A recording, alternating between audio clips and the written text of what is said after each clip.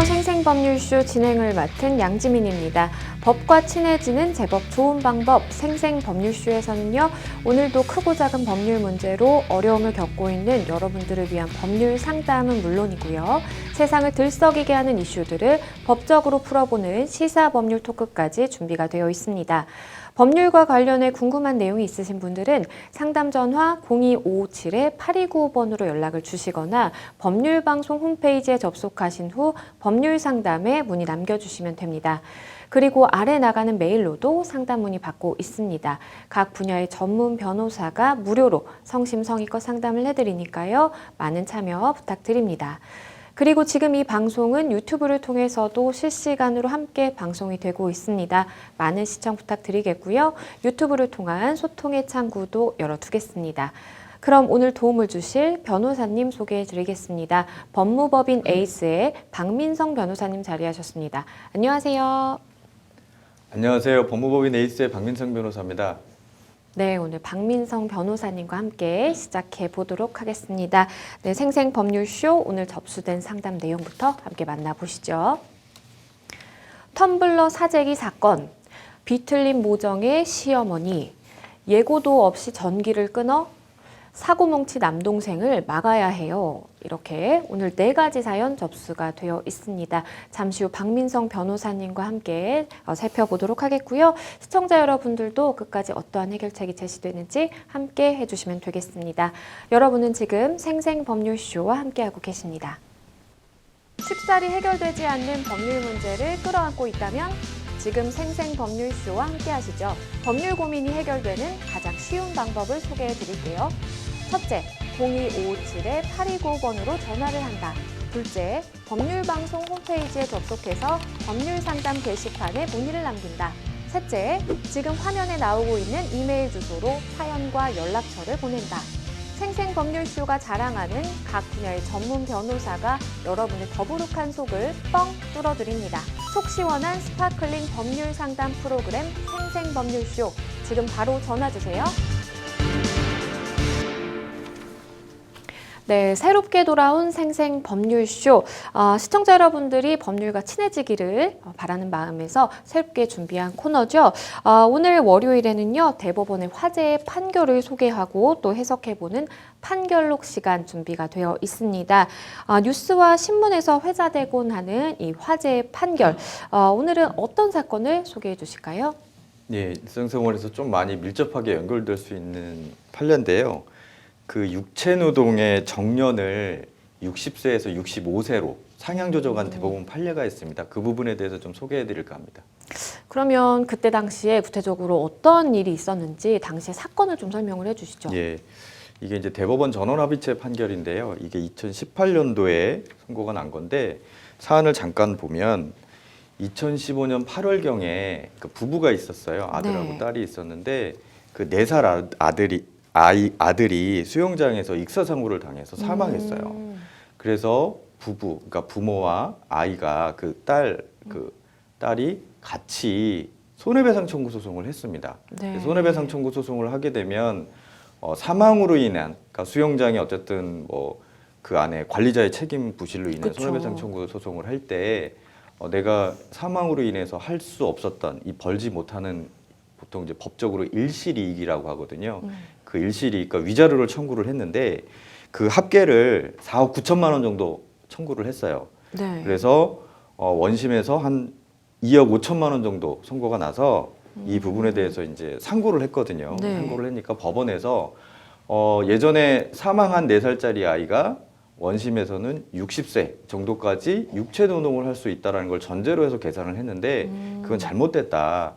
여러 가지를 고려해서 65세까지 상향해서 다시 계산해라라고 파기를 했는데요. 네. 재판부의 중요한 그 핵심은 어떤 사회적인 경제적인 어떤 구조라든지 생활 여건이라든지 이런 부분이 좀 바뀌었고 이것과 관련된 관련 법령도 그 해당 연령이 조금 높아지는 경우도 있기 때문에 이런 걸 종합적으로 고려했을 때 경험칙상 65세로 보는 것이 좀 타당하다라는 판결을 했습니다.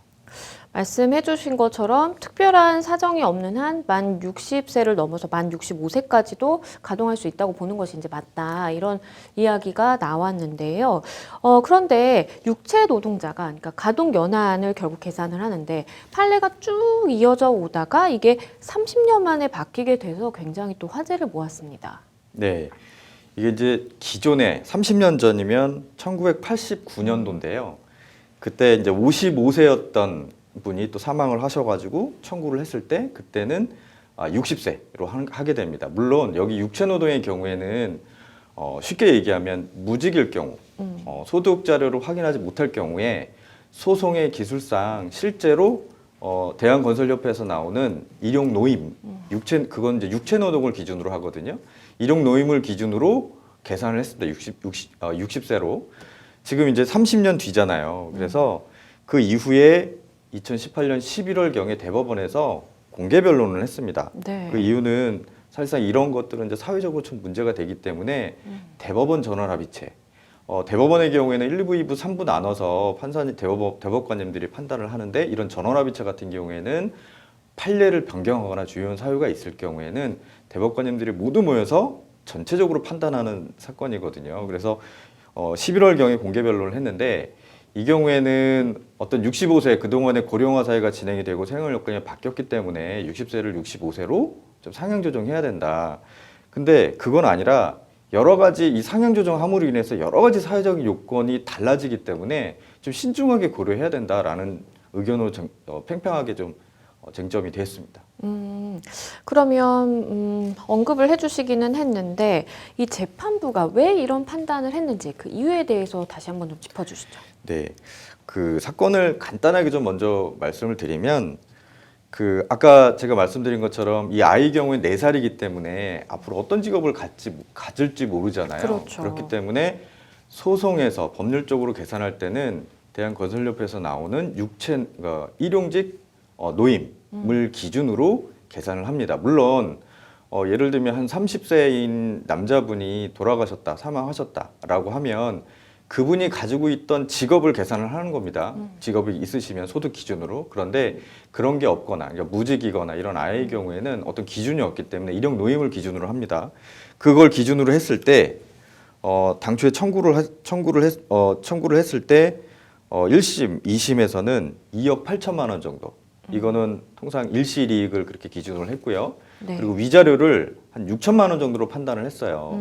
그러니까 4억 9천만 원 청구하는데 한 2억 5천만 원 정도 나온 거거든요. 네. 근데 2심에서는 위자료를 좀 8천만 원 청구를 하고 근데 이 부분과 관련해서 아까 말씀드린 것처럼 가동 연한, 육체 노동을 할 수 있는 연한을 60세로 한 거는 30년 전이란 말이죠. 근데 네. 그 과정에서 고령화 사회가 진행이 되고 있고 그다음에 사회적인 여건이 좀 많이 좋아졌고 그리고 그렇죠. 고령화 사회에 발맞춰서 또 직장도 좀 나이 드신 분도 취업해서 일을 할 수 있는 사회적인 구조도 많이 됐기 때문에 이런 거를 고려를 할 때 60세 그리고 의학이 너무 발달했기 때문에 이제 연한이 나이가 드신 분도 많이 이제 건강하시고 하기 때문에 충분히 경험칙상 65세도 일을 할 수 있다라는 부분들로 쟁점이 이루어져서 이 부분에 대한 판례 변경이 이루어진 내용입니다.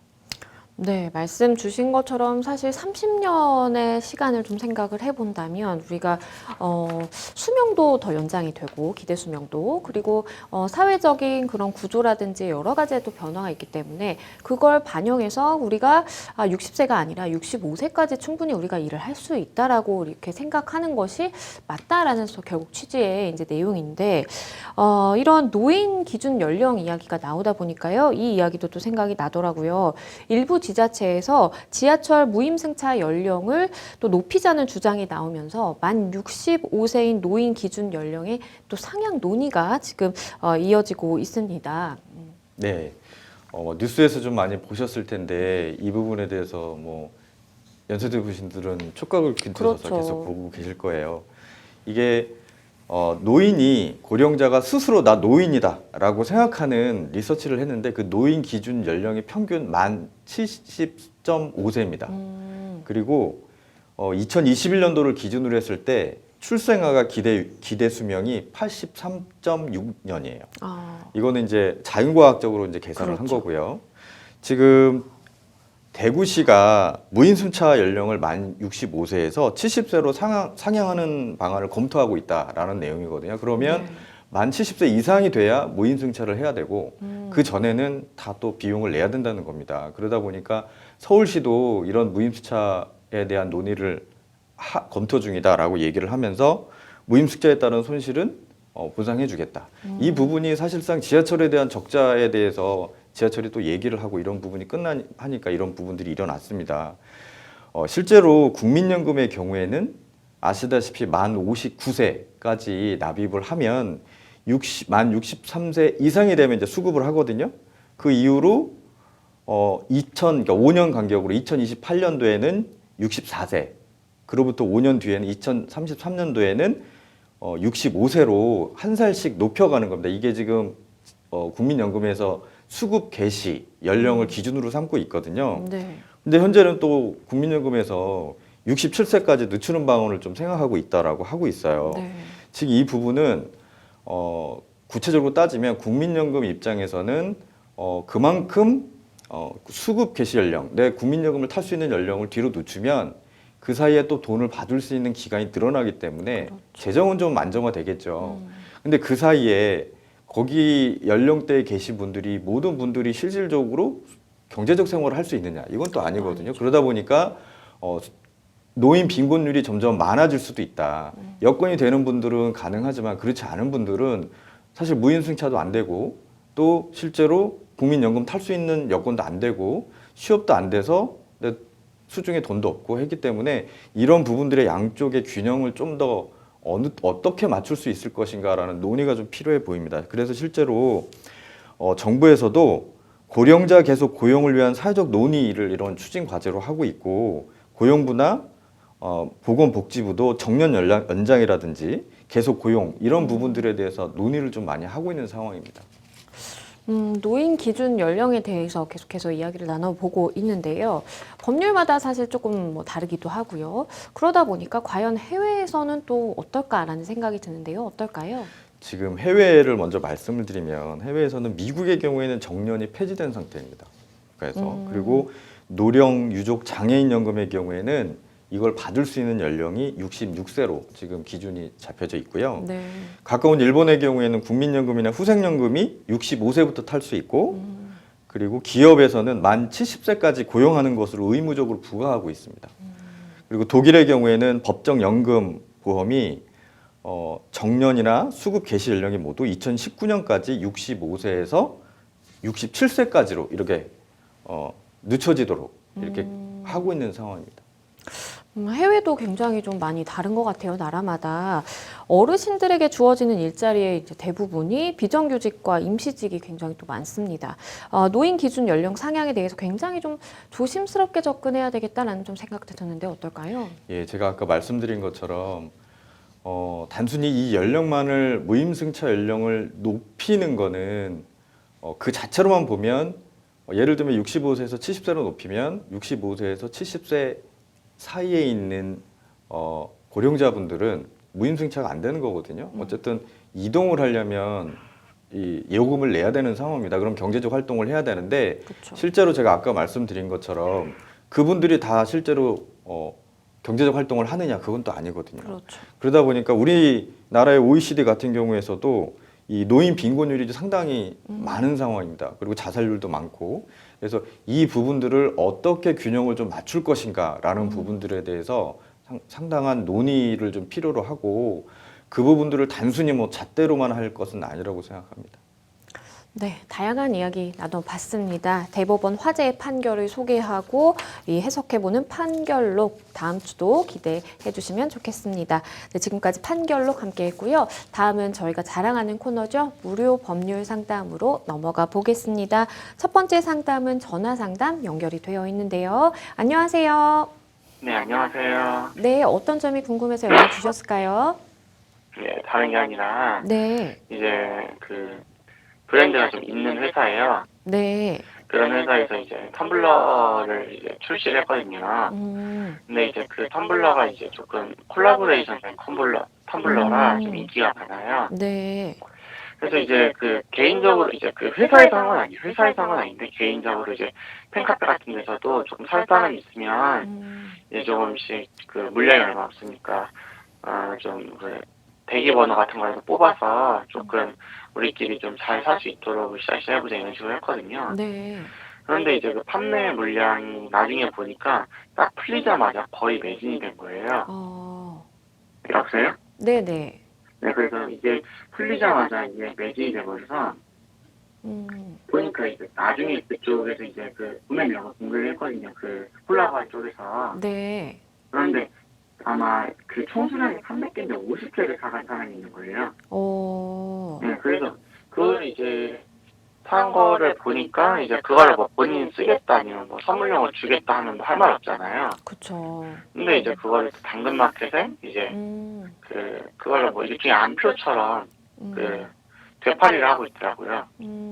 그래서 좀 이걸 좀 해결을 하고 싶어서 전화를 드렸거든요. 네, 사실 이렇게 한정판 어떤 굿즈라든지 뭔가 물건이 이제 출시가 되면 이렇게 사재기를 해서 나중에 또 프리미엄을 이렇게 붙여가지고 판매하는 경우가 굉장히 많은 것 같은데 우리 상담자분도 그런 일 때문에 좀 피해를 보다 보니까 이걸 좀 어떻게 해결하면 좋을까라는 생각을 갖고 계신 것 같아요. 제 옆에 박민성 변호사님 함께 계신데요. 변호사님과 말씀 나눠보실게요. 네. 예, 안녕하세요. 네, 안녕하세요. 네. 지금 결국에는 텀블러를 못 사셨네요. 예, 못 샀죠. 그 업체에 한번 전화를 해보셨어요? 아직 그 전화는 안 해봤는데 예. 그 다른 사람이 이제 조금 얘기를 해보니까 자기들은 그냥 이제 판매만 할 뿐이라고 그런 거에서 뭐 누구한테 한 개를 팔고 누구한테 두 개를 팔고 그런 것까지 자기들이 조정할 수 없다고 하더라고요. 근데 보통 그런 부분이 문제가 있으면은 한 사람이 구매할 수 있는 이거를 이렇게 정해서 네네, 그러니까 못하도록 그게- 하는데. 맞아요. 그거를 정해놓는 게 사실 일반적이잖아요. 네. 근데 분명히 그 브랜드 콜라보라서 팔렸을 텐데도 불구하고 저희 그 뭐 카페 같은 데서는 이제 뭐 저희끼리 좀 정하긴 했지만 왜냐하면 그쪽에서 안 정해졌으니까 그래서 그런 거를 보통 대기번호 같은 걸 줘서 뭐 1인당 뭐 구매 최대 2개 이런 걸 걸어야 되는데 그런 게 없다고. 그리고 그런 거가 없어도 그냥 구매한 소비자들에게 책임이 돌아가고 그 소비자가 구매한 것이지 뭐 자기들이 어떻게 환수할 수는 없다 이런 식으로 하더라고요. 그 텀블러 구매 카페가 있나 보죠? 아니요. 그 텀블러 구매 카페라기보다는 그 텀블러 콜라보레이션한 그 어떤 브랜드의 팬카페예요. 네네. 법률적으로 잠깐 말씀을 드리면 네네. 그 물가 안정에 관한 법률이 있어요. 그거는 네. 이제 사업자가 예를 들면 폭리를 취하기 위해서 매점 매석하는 경우에는 네. 이 경우에는 이 법에 따라 처벌이 되거든요. 처벌이 되는데 지금 아까 말씀하신 것 중에 이분은 사업자는 아니라고 말씀을 하셨던 것 같아요. 일반 개인이었던 것 같은데 맞나요? 네, 맞아요. 맞아요. 근데 개인의 경우에는 이분이 사업자가 아니기 때문에 이 부분들을 바로 적용시키기도 좀 쉽지는 않을 것 같고, 네. 그 법적으로 업무방해죄라고 있어요. 한번 들어보셨는지는 모르겠어요. 아마 네, 들어봤어요. 들어봤는데 아마도 이 업무방해죄의 요건에 해당되지 않을까. 업무방해죄라는 게 법률적으로 어떤 위계라든지 위력이라든지 허위 사실을 유포해가지고 상대방의 업무를 방해한 경우거든요. 네네. 근데 이 경우에는 내가 이거를 진짜 사서 판매하거나 보관할 용도가 아니라 이걸 재판매 용도로 만약에 상당한 부분을 해서 다시 막 중고 당근마켓이라든지 아니 모모마켓이라든지 아니면 중고로 팔기 위해서 내놨다고 하면 네네. 사실상 파는 사람 입장에서는 소비자가 이렇게 하나씩 다 팔도록 하도록 하는 부분들인데 이거를 재판매, 좀 가격을 올려 재판매하는 거잖아요. 그러니까 위계에 의한 업무 방해죄가 성립될 여지가 있어요. 다만 여기서 피해자가 누구냐라고 봤을 때 회사 측이 되겠죠, 사실은. 엄밀히 네네. 따지면 회사의 업무를, 물론 회사의 업무를 방해하는 측면이 있어요. 이 업무 방해죄라고 하는 건 이런 방해를 해서 실제로 손해가 발생하면 성립하는 범죄는 아니거든요. 이런 행위로 인해서 업무를 방해할 어떤 위험성이 존재하고 그게 상당하면 그거로 성립이 돼요. 그렇기 때문에 사실상 이제 회사 측이 피해자로 볼 수 있고, 만약에 상담자님이나 다른 분들이 같이 공동을 한다고 하면 업무방해죄로 고발을 하는 거겠죠. 고발. 고발을 하게 되면, 사실 고발 접수하게 되면 고발인으로 가서 조사를 받으시고, 해당되는 부분에 대해서 이제 죄송합니다. 그 텀블러 파는 그 브랜드 회사의 관계자 부분들에 대해서 아마 수사기관이 조사를 할 거예요. 그리고 해당 IP, 뭐 사이트 통해서 구매해 간 사람 IP 통해서 지금 누가 구매해 간지를 모르잖아요. 네, 모르죠. 그러니까 해당 구매한 일자를 통해서 특정을 해가지고 그 사람을 추적해가지고 그 사람을 소환해서 조사를 하게 될 거예요. 그러면 아마 이분도 사실상 그렇게 하게 되면 수사기관에서 이렇게 하게 되면 쉽게 다시 또 그렇게 구매를 하기는 좀 쉽지는 않을 거거든요. 네. 네, 알겠습니다.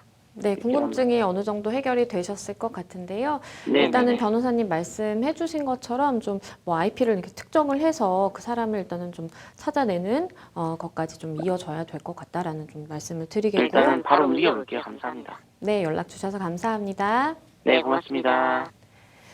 네, 앞서서도 말씀을 드렸지만 사실 이제 뭐 굿즈가 굉장히 많이 요새 나오고, 그리고 뭐 아이돌 팬이라든지 아니면 내가 어떤 브랜드를 굉장히 또 좋아해서 그 브랜드에서 나오는 또 한정판 제품을 구매하기 위해서 이렇게 기다렸다가 클릭을 막 이렇게 여러 번 해가지고 구매하시는 그런 분들도 굉장히 많으신 것 같아요. 근데 이런 걸 좀 막기 위해서 아이디당 그 구매할 수 있는 그 제한을 보통 걸어두는데 이번에는 또 그런 건 없었던 것 같고요. 그러다 보니까 이제 우리 상담자분께서는 안타깝게도 이런 물품을 구매하지 못하게 되는 그런 상황을 또 맞이하게 되셨는데요. 변호사님께서 마지막으로 좀 조언 주신다면 어떤 게 있을까요? 네. 사실 이런 경우가 흔히 있을 수 있거든요. 뭐 안표도 있듯이 어떤 한정 판매 텀블러의 경우에는 이 부분들에 대한 수요가 되게 매니아 분들은 되게 좋아서 이거를 아마도 중고 사이트에 판매 사이트에 좀 가격을 업시켜서 판매 수익을 취하시는 분인 것 같은데, 이거는 그 텀블러를 판매하는 입장에서는 사실상 이 텀블러를 이렇게 판매하기만 하면 제 가격에 나는 없다라고 하는 부분들이 있지만 실제로 선의의 소비자에 대한 피해가 일어나는 거죠.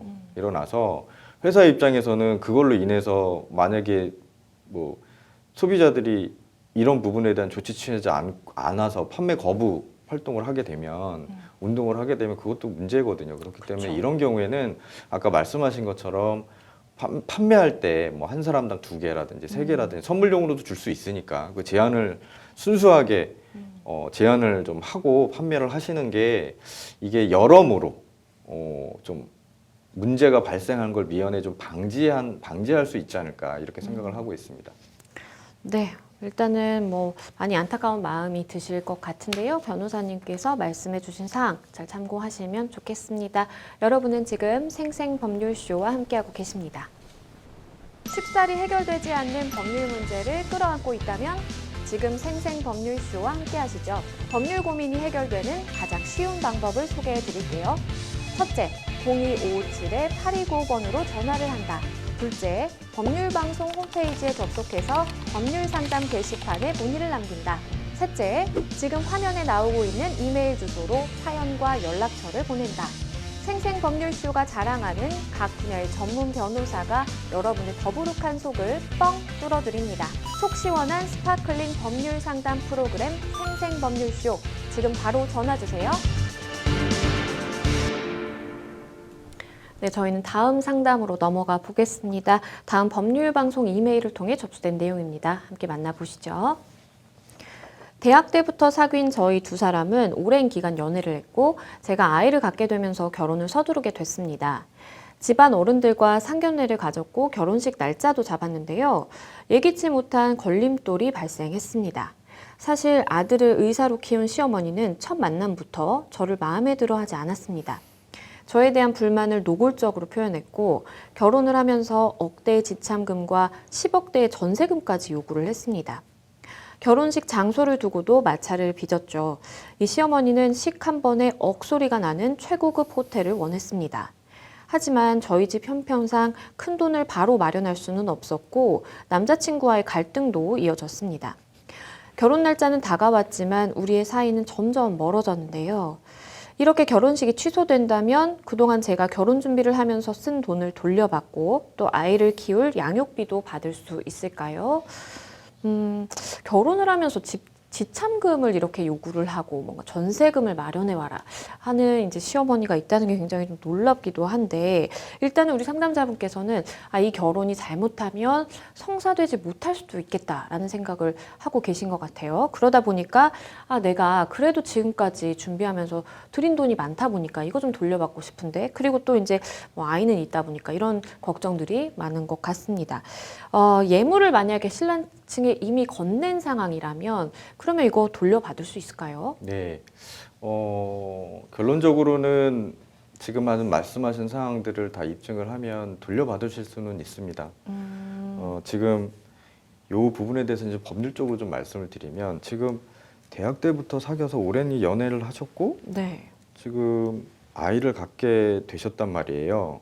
그래서 여기서 결혼을 서두르게 됐다고 했는데 이게 만약에 그 동거를 통해서 사실혼 관계를 인정되는다고 하면 이 부분에 대한 써 있지는 않지만 만약에 같이 동거를 해서 아이도 갖고 사실혼 관계에 있다가 결혼을 이제 하게 되면 이거는 이제 사실혼 관계로 가게 되거든요. 네. 그러면 이 사실혼 관계가 일방의 문제로 인해서 파기가 되면 그거에 대한 손해배상 청구를 하실 수 있어요. 근데 여기서 또 재산분할도 하실 수 있어요. 그래서 만약에 인정이 된다고 하면 그동안에 했던 뭐 서로 간에 어떤 취득한 재산에 대해서 재산분할로 갈 수 있고 또 시어머니의 이런 부당한 요구로 인해서 만약에 파기가 원인이 됐다 그러면 시어머니를 상대로 해서 불법행위에 대한 손해배상 청구도 할 수 있습니다. 그래서 지금 파기의 원인이 그렇게 하다가 결혼식 준비를 하는 와중에서 그게 만약 상실이 됐잖아요. 신뢰도 상실이 되고 파기가 됐다고 했을 때 뭐 서로 간에 이 부분에 대해서 재산분할이라고 하면 준 시점이 얼마 안 되니까 그 부분에 대해서 서로 주고받고 정리를 할 수 있을 것으로 보여지고요. 만약에 그런 게 아니라고 하면 이 부분에 대해서는 같이 혼인을 하기 위해서 물론 지금 여기는 지금 약혼은 안 하신 상황이고 결혼식 준비를 하는 과정에서 이루어진 거예요. 네. 그렇다면 실질적으로 일반적인 이제 불법행위 관련돼서 이걸로 인해서 서로 간에 파기 원인이 제공됐다라고 하면 당연히 불법행위에 대한 손해배상 청구를 하고 결혼을 하기로 한 약속이 파기의 원인이 저쪽에 있다라고 해서 어쨌든 내가 돌려준 거는 반환받을 수 있고 서로 간에 정리는 좀 할 수는 있습니다.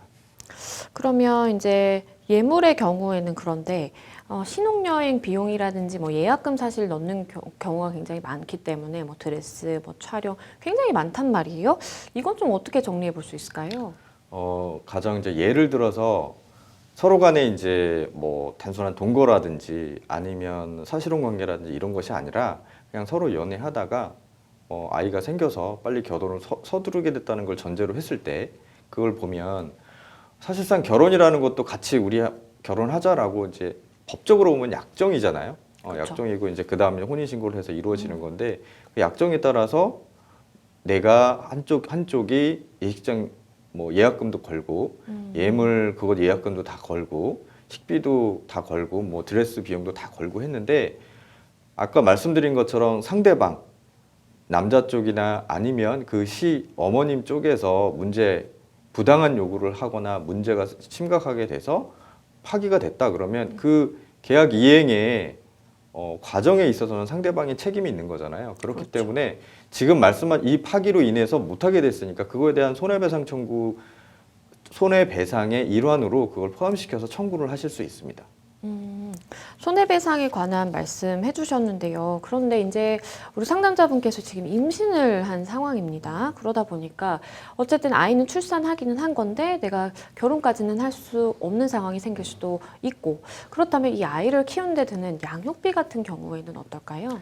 그러니까 이 부분에 대해서는 사실상 이제 이 상황에서 만약에 결혼이 파기가 돼서 안 하게 되면 이 엄마 입장에서는 자기 아이는 상당히 맞잖아요. 근데 이제 남자와의 관계에서는 이제 혼외자란 말이죠. 사실상 이 부분이 이런 부분이기 때문에 나중에 이혼 소송이라든지 사실혼 관계인 경우에는 양육비를 청구할 수 있는 거는 사실상 이 아이가 태어난 이후에 이 부분들이 아이가 특정이 되고 그래서 매달 얼마씩 양쪽의 재산이라든지 여러 가지 고려를 해서 판단이 되는데 아직 임신 중이란 말이에요. 그렇기 때문에 지금 상태에서 아까 말씀드린 것처럼 결혼 파기의 원인이 상대방이 있다라고 해서 뭐 손해배상 청구 소송이라든지 채무불이행에 대한 손해배상 청구 소송을 할지라도 지금 임신한 상태에서 양육비 미리 달라라고 하기는 좀 어려울 것 같아요. 네. 그래서 나중에 이 부분들이 정리되고 난 다음에 나중에 아이가 태어났단 말이에요. 그러면 이 부분에 대해서는 남편에 대해서 인지 소송을 하고 인지 소송을 이 아이가 그 상대방의 아이다라는 부분들을 확인을 하고 그거에 대한 양육비를 청구하실 수 있습니다. 그때. 그래서 임의적으로 준다고 하면 받는데 그게 임의적으로 주지 않고 한다면 법적으로 제가 말씀드린 것처럼 그런 절차를 거쳐서 진행을 하게 되면 그에 합당한 양육비가 지급하라는 판결이 나올 겁니다. 그런데 이런 말씀을 해주셨어요. 이제 예비 남편의 직업이 의사이기 때문에 사실은 뭐 혼수라든지 이런 것도 많이 이제 요구를 하게 됐던 상황이 보이는데 향후에 수입이 늘어날 가능성이 있단 말이에요. 그러면 이제 양육비를 처음에는 뭐 수입에 맞춰서 적당하게 이제 받다가 수입이 크게 증가하게 되면 혹시나 양육비 액수를 늘리거나 하는 것도 가능할까요? 예, 결과적으로는 양육비 증액 청구를 하실 수 있어요. 처음에 이제 양육비를 정했는데 이 양육비라고 하는 거는 다 아시겠지만 가정법원에 해마다 양육비 표가 있어요. 견적표가 있어서 양쪽의 소득을 기준으로 해서 같이 합산한 금액을 기준으로 한 명일 때, 두 명일 때 얼마씩 청구할 수 있는지 이렇게 양육비 산정표가 있습니다. 그래서 이 부분들을 기준으로 하는데 당초에 처음에 양육비 기준으로 했을 때는 뭐 예를 들면 70만 원이었는데 이게 계속 하다 보니까 물가도 오르고 아이도 크고 특히 아이가 초등학교 전 유치원에 있을 때와 초등학교 있을 때와 또 중학교 갈 때와 고등학교 갈 때 이게 들어가는 비용이 좀 완전히 다르거든요. 그래서 그런 시점에 상대방이 수입이 많이 늘었는데 이게 형평성에 맞지 않고 물가 상승률이라든지 아이의 지금 나이라든지 이런 걸 고려했을 때 턱없이 부족할 경우에는 당연히 법원에 양육비 증액 청구를 해서 지금 제가 말씀드린 부분들을 소명을 하고 판단을 받으실 수 있어요. 말씀 주신 것처럼 일단은 아이가 태어난 이후에 양육비 청구를 해볼 수 있겠고 그리고 양육비도 그 상황에 맞춰서 이제 추이에 따라서 증액도 가능하다라는 말씀 해주셨습니다. 일단 고민이 많으실 텐데 모쪼록 잘 해결이 되시면 좋겠습니다. 저희는 또 다음 사연으로 넘어가 보겠습니다. 다음 법률 방송 이메일을 통해 접수된 내용입니다. 함께 만나보시죠. 저는 온라인으로 옷과 자파를 판매하는 자영업자입니다. 2018년 1년 계약으로 지방 소재의 60평 창고를 임차해 사용했는데요. 계약 기간이 끝나서 창고를 비워주기로 하고 다른 곳을 알아보던 중에 임대인이 예고도 없이 창고에 전기를 끊어버렸습니다. 전기를 다시 살려달라고 임대인에게 요구를 했지만 이루어지지 않았고 전력회사에도 요청을 했지만 임차인은 권리가 없다고 했습니다. 문제는 전기 차단 후 3일이 지난 후부터 창고에 보관하던 물품들에 곰팡이가 생기기 시작했습니다. 관리용 제습기와 서큘레이터를 사용하지 못해서인데요. 그래서 임대인에게 피해 내용과 피해액을 적어서 내용 증명을 보냈습니다. 처음엔 계약서 작성은 임대인과 직접 하지 않고 대리인인 부동산과 했고 창고를 빠르게 비워줄 것을 요구한 것도 부동산이었습니다. 이 피해가 점점 심해져서 임대인은 형사고소하고 또 민사로 손해배상을 받으려고 하는데요. 형사고소는 어떤 법률에 의해서 고소를 해야 하고 또 손해배상은 받을 수 있을지 알고 싶습니다. 일단은 계약 기간이 지나다 보니까 빨리 안 나가네라고 생각을 했는지 모르겠지만 바로 이렇게 또 전기를 끊어버렸어요. 그런데 계약이 뭐 만료가 된 건데 이렇게 전기를 바로 딱 끊어버려도 되는 건가요? 그러니까요. 이렇게 만료됐다고 해서 전기를 바로 끊어버리는 경우는 흔치는 않은데 종종 아마도 그 전에 지금 여기 2018년 1월에 1년에 계약을 했는데 지금 2023년이란 말이죠. 그러게요. 이게 상가임대차보호법 이게 창고가 어떤 사업자를 두고 하는 경우에는 상가임대차보호법에 적용이 될 수도 있을 것으로 보여지거든요. 그러니까 그걸 한번 검토를 하셔서 이게 실제로 상가건물 임대차 보호법에는 갱신을 10년 동안 할 수가 있어요. 특별한 법에 정해진 사유가 없으면 그래서 그걸 한번 검토를 해보시고 네. 계약이 만료가 됐다고 해서 바로 임대인이 아무런 조치도 취하지 않고 뭐 단전 단수하는 거는 좀 문제가 있습니다. 그러게요. 말씀해주신 것처럼 상가 임대차 보호법 이제 적용이 되는지 여부도 또 살펴봐야 되는 쟁점 중에 하나로 보이는데요. 일단 우리 상담자분 굉장히 좀 화가 나셨어요. 그러다 보니까 내가 법적인 조치를 취하고 싶고 그 중에서도 좀 형사 고소를 해보고 싶다라는 말씀을 주셨는데 어떨까요? 네, 이 부분과 관련해서 좀 말씀을 드리면 죄명으로는 업무방해죄라고 보실 수가 있어요. 업무방해죄는 허위사실 유포, 위계, 위력. 허위사실은 거짓말을 막 퍼뜨리는 거죠. 위계는 상대방한테 거짓말을 하는 거고 속이는 거고, 위력은 어떤 물리력이라든지 어떤 유형력의 행위라든지 무형력의 행위지만 어떤 압박이라든지 이런 거를 통해서 일을 못하게 업무를 방해하는 건데 지금 판례가 이런 게 있습니다. 업무방해죄 이런 경우에 업무방해죄의 유죄로 인정한 경우도 있고 무죄로 인정한 경우도 있는데 법원의 기준을 보면 일단 계약서에 단전 단수 조치를 할 수 있는 일정한 경우 할 수 있는 조치가 있어야 된다. 그리고 계약 기간이 만료가 돼야 된다. 그리고 임차인이 어떤 차임 연체라든지 이런 걸 계속 통해서 보증금이 다 까였어요. 보증금이 다 까였어요. 그리고 그 전에 임대인이 임차인한테 이거 나가거나 이렇게 하지 않으면 단전단수 조치하겠다라는 통보를 사전에 미리 좀 해놨어요. 그렇죠. 그랬을 경우에는 업무방해죄에 해당되지 않는다라는 판례가 있거든요. 그건 뭐냐면 단전 단수 조치 한다고 하더라도 이것이 적절한 조치인지는 판단을 해봐야 된 사회적으로 타당한 것인지 그러게요. 동기가 동기 목적이 타당한 건지 아니면 다른 절차를 먼저 할 수 있었는지 그리고 하더라도 그게 방법이 옳았던 건지 최고의 수단이었는 건지 이런 적정성을 판단해 봐야 한다는 취지입니다. 그래서 이 사안의 경우에는 계약서에 만약에 단전 단수 조치할 수 있다라는 계약 조항 자체가 없다면 그리고 보증금이 까이지도 않았고 미리 단전 단수 하겠다라는 얘기도 없이 그냥 한꺼번에 미리 갑자기 해버렸다고 하면 이거는 판례 사안에 비춰봤을 때는 업무방해죄에 해당된다고 판단이 돼요. 그래서 이 부분들 한번 형사 고소도 한번 생각해 보시면 될 것 같고요. 네. 변호사님 말씀 주신 것처럼 사실 우리 상담자분께서는 임대인이 예고도 없이 창고에 전기를 끊어버렸다 뭐 이런 말씀도 주셨기 때문에 과연 이제 형사 고소를 하실 수 있는 요건에 좀 해당하는지 좀 판단이 필요할 것 같습니다. 그런데 이게 창고고 그리고 이제 온라인으로 물건을 파시다 보니까 이제 옷이라든지 이런 것 곰팡이가 쓸 수도 있겠다. 내가 전기를 갑자기 끊어버리면 임차인에게 좀 이런 손해가 발생할 수도 있겠다라는 것을 예측을 할 수 있었을 것이다라고 이제 우리 상담자분께서는 생각을 하고 계신데요. 이런 경우 손해배상 받을 수 있을까요? 제가 말씀드릴 수 있는 건 받을 수 있을 것 같아요. 다만 그걸 어느 정도 입증하느냐의 문제거든요. 네.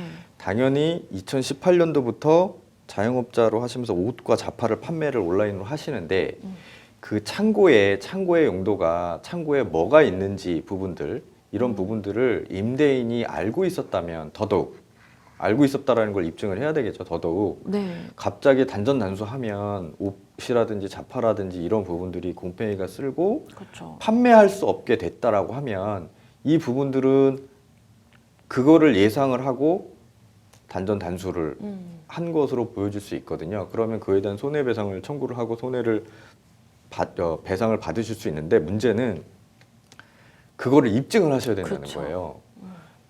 그 전에가 완전히 괜찮았는데 단전 단수로 인해서 예를 들면 옷에 곰팡이가 쓸고 문제가 생겼다. 습기가 많아가지고. 그래서 팔 수가 없게 됐다. 팔 수가 없는데 이 옷과 자파가 얼마치다. 그리고 임대인도 이 부분을 알고 있었다. 이런 부분들을 좀 입증을 하셔야 되는 문제가 있어요. 결국에는 사실 이제 이러한 단전 단수 때문에 내가 이런 손해가 발생했다라는 것을 입증을 해야 되는 문제인 것 같은데요. 사실 입증하는 게 사실 쉽지 않은 것이 만약에 그러한 입증에 성공했다라고 하더라도 내가 과연 얼마만큼의 손해를 받는지 또한 입증하는 게 굉장히 어려워 보이는데 이건 좀 어떻게 해결할 수 있을까요? 네, 그러니까 제가 말씀드린 것처럼 만약에 좀 팁을 드린다면 온라인으로 판매를 하니까 온라인의 사이트 부분에 옷 유형들이 다 있을 거 그렇죠. 아니에요. 그럼 만약에 사이트에 재고가 어디에는 재고 얼마, 수량 얼마 이렇게 남아 있는 거를 사이트에 올려놓는 경우가 있더라고요. 네. 그래서 만약에 올려놨다면 그 시점에 이 옷이 몇 벌이 있었다. 그리고 판매가는 얼마다. 이런 부분들이 하나의 입증 작용이 될 수 있고 네. 또 옷을 구입해 오시잖아요. 그럼 구입해 오시면 그 구입 단가 부분들의 어떤 뭐 발주서라든지 영수증이라든지 이런 부분들이 있으니까 사진, 그 온라인 사이트에 나와 있는 정보 그리고 대금을 입금한 거 그리고 그거에 대한 영수증 한 벌당 가격 얼마 이런 부분들이 당연히 중요한 증거가 될 거고요. 손해액을 입증하는데 그리고 손해가 났다라는 거는 실제로 단전 단수 예를 들면 단전 단수 나기 전에 계속 팔렸어요. 네. 근데 단전 단수 이후에 지금 옷 상태가 이래. 그러면 실제로 가서 동영상을 촬영하든지 일일이 옷 부분에 대해서 하든지 이런 증거들을 남겨야 돼요. 분명 반대 입장에서는 그거는 단전 단수 며칠 됐다고 해가지고 실제로 이 부분들이 옷이 녹이 슬면 아니 옷에 하자가 생긴다면 그 옷 자체가 문제가 있는 거 아니냐라고 주장할 수도 있거든요. 이거에 대한 좀 반대 의견을 좀 준비를 하시는 게 좋을 것 같아요. 네. 변호사님 말씀해 주신 것처럼 이렇게 임대인이 어쨌든 단전 단수를 했기 때문에 내가 이런 곰팡이가 쓴다라든지 이런 피해를 받고 그래서 내가 결국에는 이렇게 판매하지도 못하고 이러한 금액, 이러한 재고에 맞는 그 금액에 손해를 봤다라는 것까지 또 입증이 필요해 보입니다. 말씀해 주신 것처럼 형사 고소 가능한지 요건 확인하셔야 되겠고 또 민사소송을 진행을 하시려면 또 입증에 좀 신경을 써주시면 좋을 것 같습니다. 잘 해결이 되시면 좋겠습니다. 저희는 또 다음 사연으로 넘어가 보겠습니다. 다음 법률방송 이메일을 통해 접수된 내용입니다. 함께 만나보시죠. 평생 한밭집을 운영해온 저희 부모님은 성실히 일하신 덕분에 자수성가하셨습니다. 제게는 5살 터울의 남동생이 있는데 부모님은 저희 남매에게 교육적, 경제적 지원을 아끼지 않으셨습니다. 하지만 남동생은 어려서부터 밖으로 나돌며 애를 먹였는데요. 성인이 돼서도 제대로 된 직업을 갖지 못한 채 부모님의 경제적 도움에 의존해서 지내고 있습니다. 그런데 어머니가 갑자기 교통사고를 당하셨고 아버지까지 중증 치매 진단을 받으셨는데요. 저는 외국에서 회사를 다니고 있어서 부모님께 무슨 일이 일어나는지 잘 알지 못했습니다. 그런데 어머니가 갑자기 돌아가셨다는 소식을 듣고 한국에 귀국해서 어머니 장례를 치른 후 상속 재산을 조회해 봤는데요. 어머니 통장에서 2달 사이에 2억 이상이 인출된 사실을 알게 됐습니다. 당시 어머니는 의식이 온전하지가 않으셔서 움직일 수도 없는 상태였고 또 동생이 어머니 통장에 돈을 마음대로 쓴 것 같은데요. 또 치매인 아버지는 동생이 요양병원에 모셔둔 상태입니다. 아버지의 재산도 동생이 자기 재산처럼 사용할까 봐 걱정이 되는데요. 어떻게 하는 것이 좋을까요? 일단 어머님께서 갑자기 이제 돌아가시게 됐는데 알고 보니까 2억 원이란 돈이 2달 사이에 갑자기 인출이 된 거란 말이에요. 그러다 보니까 이거 뭔가 동생이 이렇게 가로채서 가져간 것 같다라는 생각을 하고 계십니다. 사실 이렇게 가족 간의 분쟁, 상속을 두고 분쟁이 발생하는 경우 굉장히 많잖아요. 네. 이런 경우에는 사실상 나중에 이제 돌아가시고 나면 그동안에 이제 재산 관계를 조금 알게 되니까 가족들 간에 이런 부분에 대해서 서로 알게 되는 사실로 인해서 분쟁이 좀 발생하는 경우들이 좀 자주 있습니다. 그렇죠. 사실 2억 원의 금액이 갑자기 인출됐고 그 당시에 어머니께서는 이런 그 돈을 인출하실 수 있는 또 상황은 아니셨는데 그러다 보니까 이 동생이 뭔가 한 것 같다. 라는 생각이 듭니다. 그러면 어떤 조치를 좀 생각해 볼 수 있을까요? 그러니까 사실 지금 2억 원이라는 돈이 나중에 상속재산을 할 때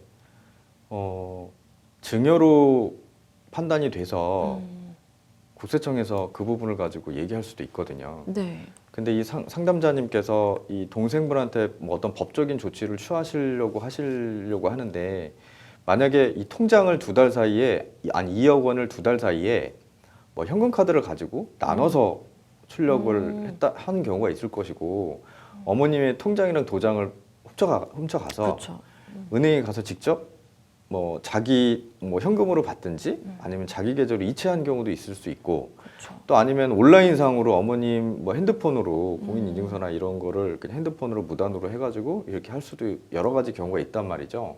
근데 이 경우에는 예를 들면 다 자세하게 말씀드리기는 어쩌면 어렵지만, 통장의 경우에는 뭐 훔쳤으면 절도죄가 되지만, 그걸 가지고 또 은행에 가서 위임 받고 자기가 한 것처럼 어머니 사인해가지고 그거를 현금으로 받거나 자기 계좌로 인체하면 또 은행에 대한 사기죄가 될 수도 있거든요. 그렇죠. 그리고 또 신용카드를 가지고 현금 인출기로 2달 사이에 2억을 과연 뺄 수 있을까라는 건 미지수인데, 만약에 그렇게 했다고 하면 그 부분에 대해서는 어머니 상대로 했을 땐 또 절도죄가 될 수도 있고, 또 뭐 신용카드를 가지고 신용카드를 가지고 만약에 현금 카드를 가지고 만약에 했다면, 그거는 이제 컴퓨터용 부정사용죄, 아무런 권한 없이 만약에 했기 때문에 그런 사유죄가 될 수 있는데, 이 경우에 만약에 미심쩍다고 하면, 어머님이 피해자로 된다고 하면 사실상 그거는 이제 절도죄의 경우에는 들어보셨겠지만 친독상도례로 그렇죠. 해가지고 처벌하기가 좀 어렵거든요.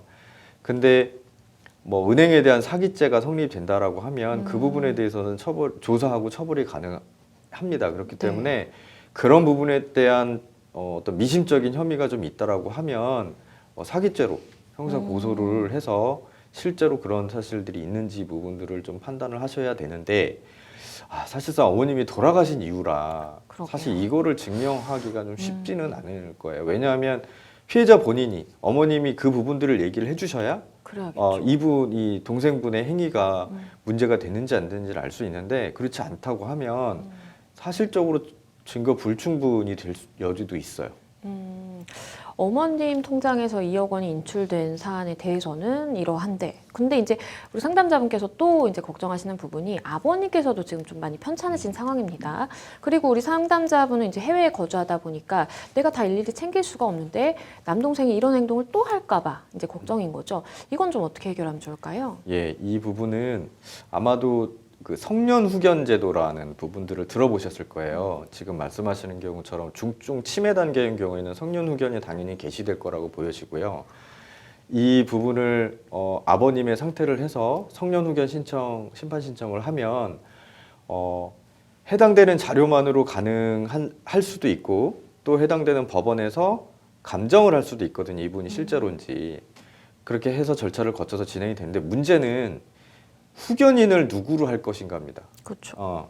만약에 상담자님이 본인이 후견인으로 해서 만약에 진행을 했는데, 법원에서는 나머지 상속인들 따로 가족들한테 의견을 묻거든요. 그때 아니다라고 했을 경우에는 거기서 후견인을 누구로 할 것인지에 대한 문제 때문에 시간이 지연될 수 있고, 이런 경우에는 법원에서 뭐 제3자를 지정을 하든지, 어떤 단체의 제3자를 지정하든지, 아니면 후견인이 지정하는 뭐 변호사를 한다든지, 이런 국적인을 후견인을 지정을 해서 심판을 받을 수 있습니다.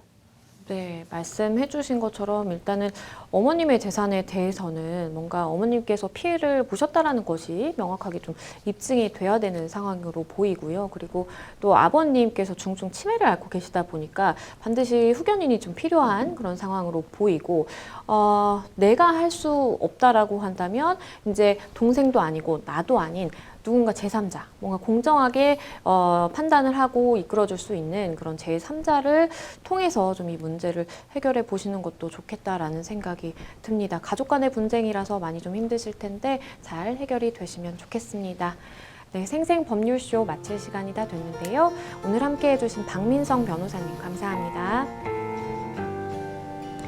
네, 오늘 저희가 준비한 순서는 여기까지입니다. 시청해주신 여러분 고맙습니다.